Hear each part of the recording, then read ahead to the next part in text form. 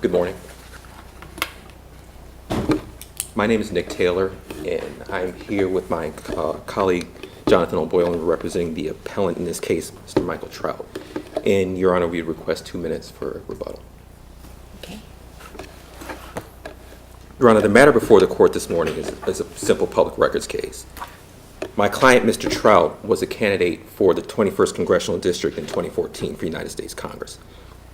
On election night in 2014, Mr. Trout, after the ballots had closed, after the polling places had closed, he sought to actually visually visually see the counting of the ballots at his local polling station. He went there and he was told he could not visualize or could not see them there. He was directed to the warehouse at the Supervisor of Elections office. There he was told as well that he could not see the actual counting of the ballots. In response to that, he made a public records request in order to actually inspect the ballots. And the Supervisor of Elections office did respond, and they responded indicating that they would need a $189.21 deposit, as well as a special service charge hourly rate of $189.21 an hour. My client and we do not argue with the imposition of a special service charge. We recognize that under Florida law, if there is the extensive use of information technology, or if there's the extensive use of clerical or supervisory work, or both, that an agency can levy a special service charge in order to complete the public records request. What we challenge today is the actual reasonableness of the charge. The question before the court is whether the Supervisor of Elections can charge her actual rate of pay of $107.41 when, in order to actually process and facilitate the inspection of the records, she's only performing manual labor in which a lower paid employee. So the statute says defendant has a duty to permit the inspection, copying, and photography of public records by any person desiring to do so at a reasonable time, under reasonable conditions, and for reasonable cost. So I guess their argument is they're setting the reasonable conditions, and one of the conditions is the supervisor needs to be there because these are ballots are out, even though she may just be hovering in the background, available to answer questions. They're setting the reasonable conditions. How do you rebut that?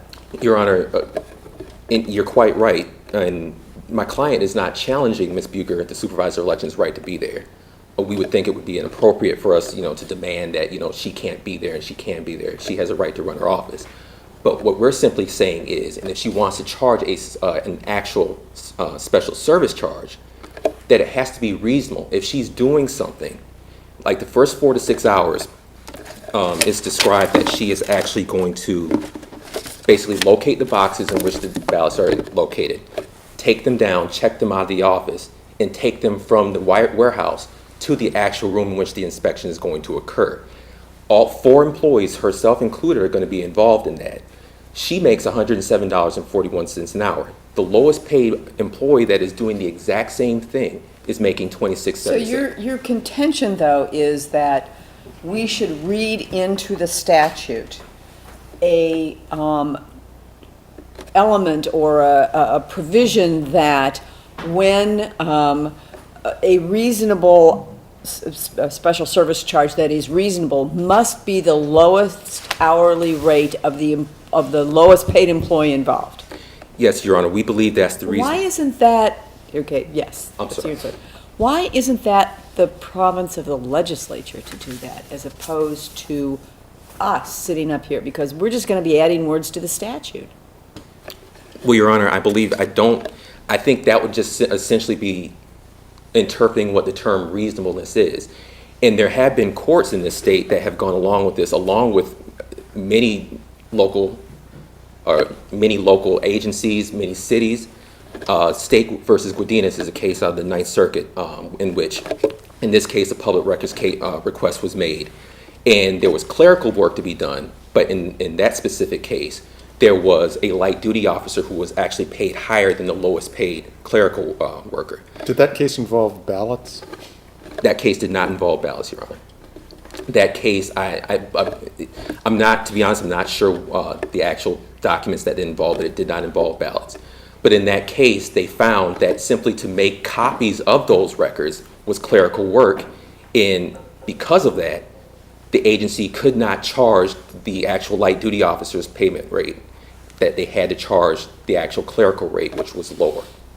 Also, in the case Lee versus Jacksonville Fire and Pension Board, a case that was recently before the Supreme Court on a separate issue, it was before the Supreme Court on whether fees were awardable under Chapter 119.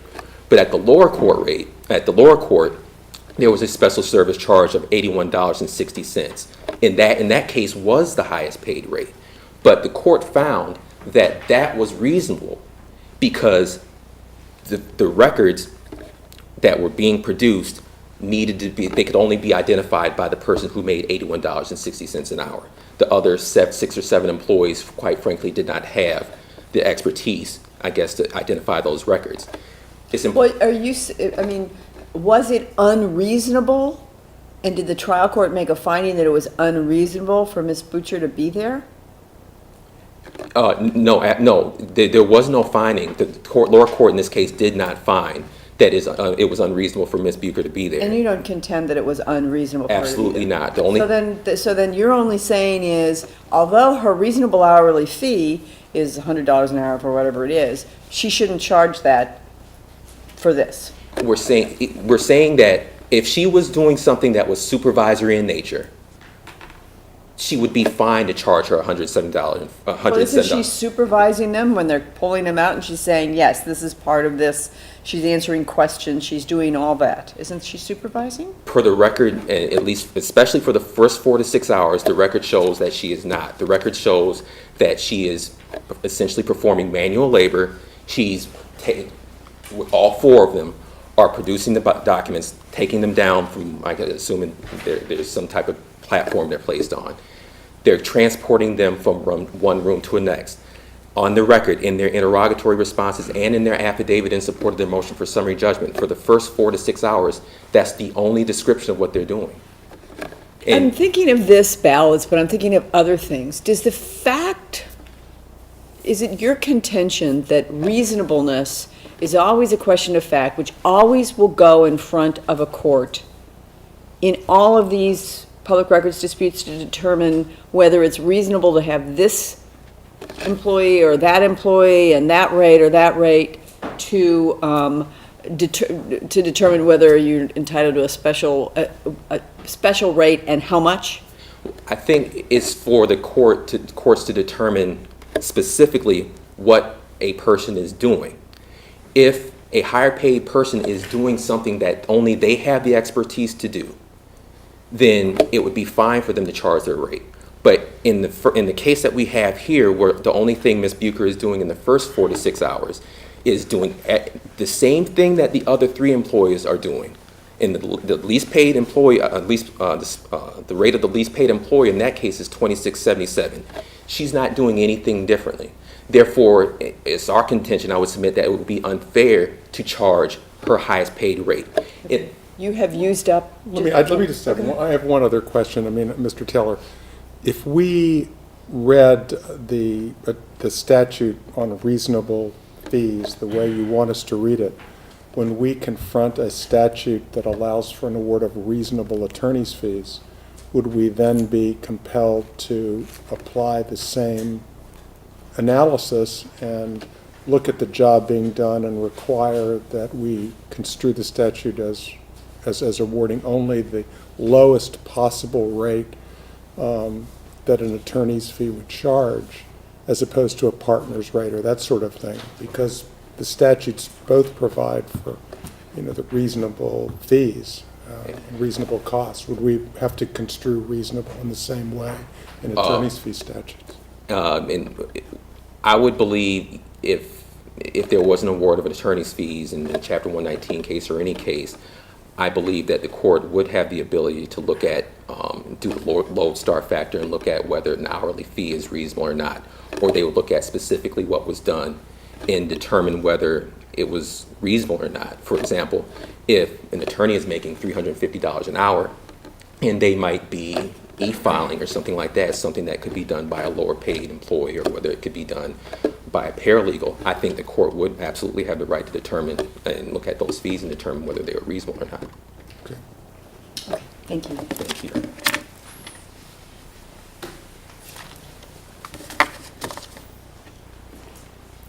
Good morning. May it please the court, I'm Jennifer Cowan, and this is Andrew Bauman. We're with the law firm of Lewis, Longman & Walker, and we're representing the Supervisor of Elections, Susan Bucher. Let me ask, sort of following up on Judge Gross's question. So, say you win this case, and then you turn around and ask for attorney's fees.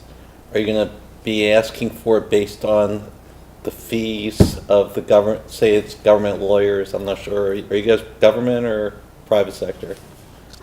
We are a private law firm, but we Okay, represent so say the clients. government had their attorneys working on this case. I assume that they may have. Would you ask for attorney's fees based on how much they get paid? Their government salaries?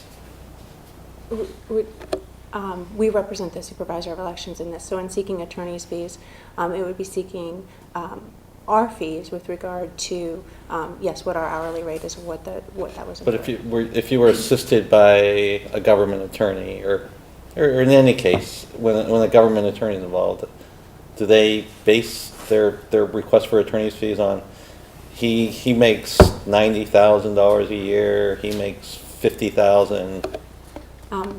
I believe it's based on the actual cost, but I can tell you for certain with regard to the advance deposit and what was required with regard to the special service charge, it was based on the actual cost as dictated by the statute. Because the statute specifically requires that when you're looking at the special service charge, that it be reasonable and that it be based on the actual services, the labor cost of the actual services that were provided. And so because the anticipation was that there were 4, those were the actual. Well, the supervisor was going to get paid her statutory salary, whether she was involved in this or whether she was working on the softball tournament that day.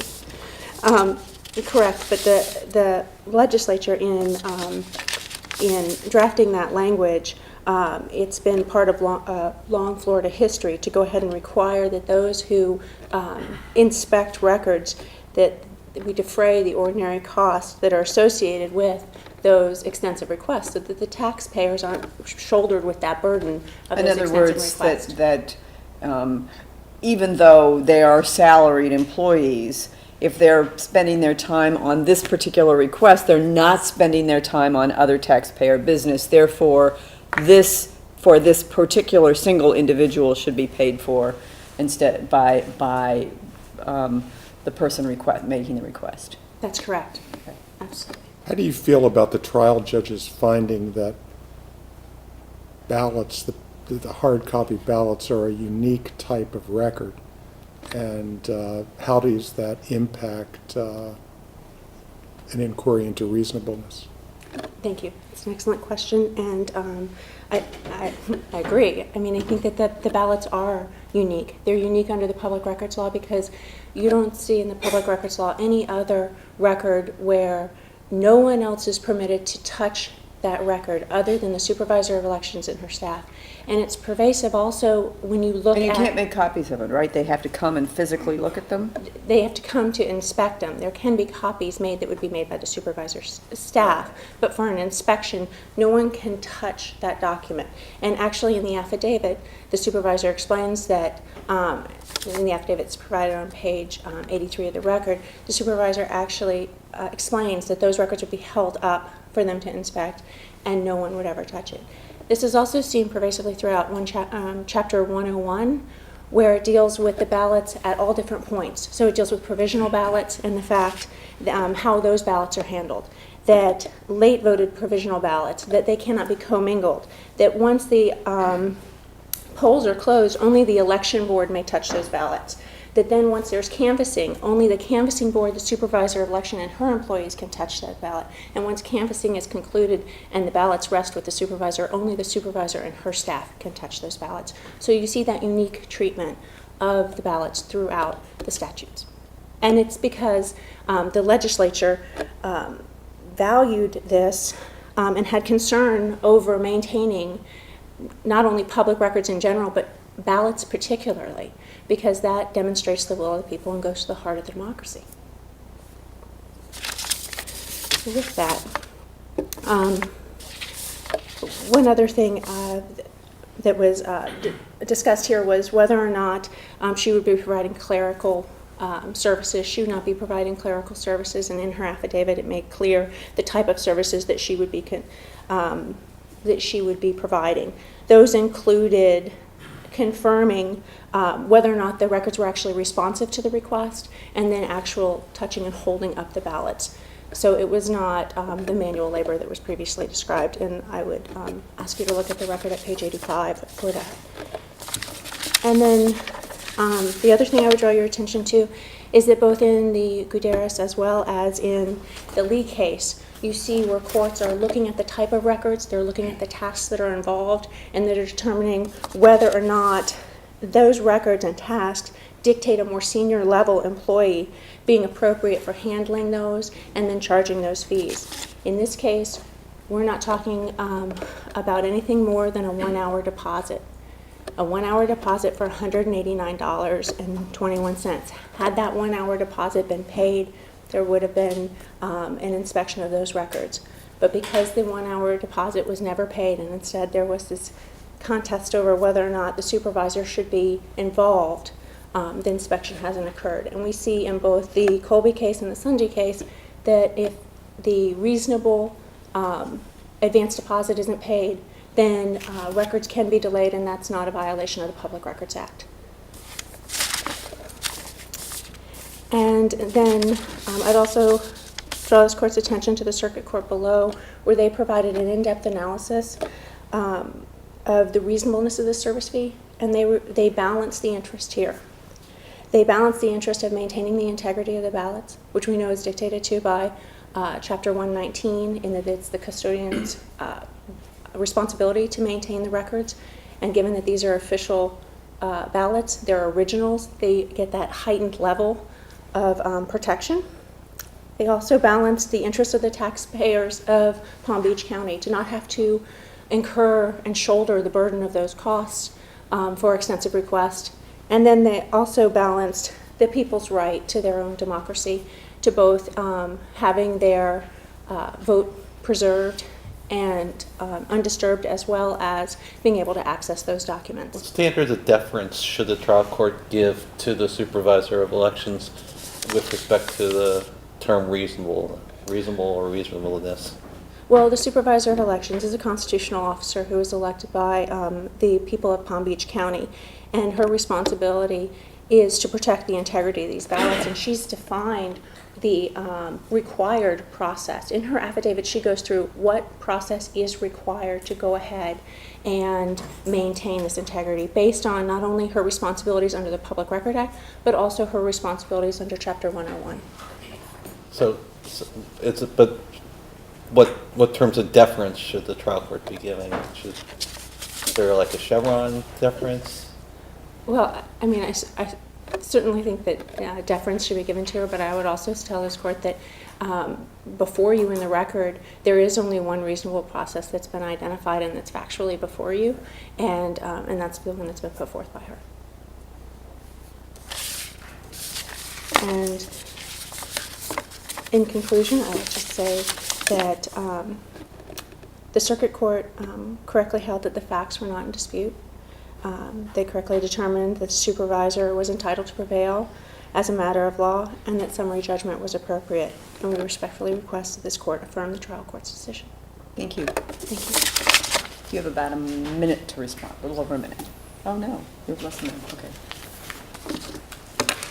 Yes, Your Honor, just really quickly. Again, there's no quarrel with the supervisor of elections' presence there. If she feels that she needs to be there, that's fine.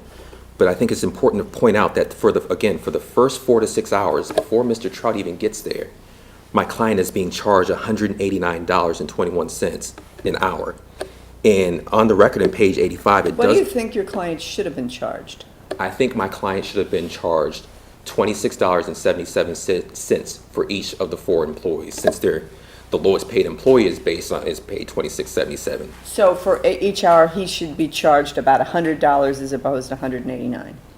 Roughly, yes. Yeah, something like that. Yeah. But going back to the duties that are described in the record in page 85, all 4 employees will locate the boxes in the supervisor's warehouse. containing the ballots, and once each box is located, it will be checked out and transported from the room in which to the room in which the inspection is held. That's before he even gets there. And yet and still, despite the uniform duties that all four are performing, there's nothing on the record that says that Ms. Bucher is doing anything differently, but yet she's charging her rate. Again, we're not saying that there cannot be a special service charge levied, but since she's performing essentially manual labor in that case and not supervisory assistance, per the record, per her own admission, that the actual rate. I mean, okay, did she admit, I perform no service supervisories as they're pulling the ballots? That's not in the record, Your Honor. She's saying that all four are going to take the boxes, check them out. And what is she doing? According to the record, they're all doing the same thing. They're all checking the boxes down, walking them to the actual inspection room, and then I guess once that was finished, the inspection would commence. Okay. You've used up all your time, so thank you very much. Thank you both.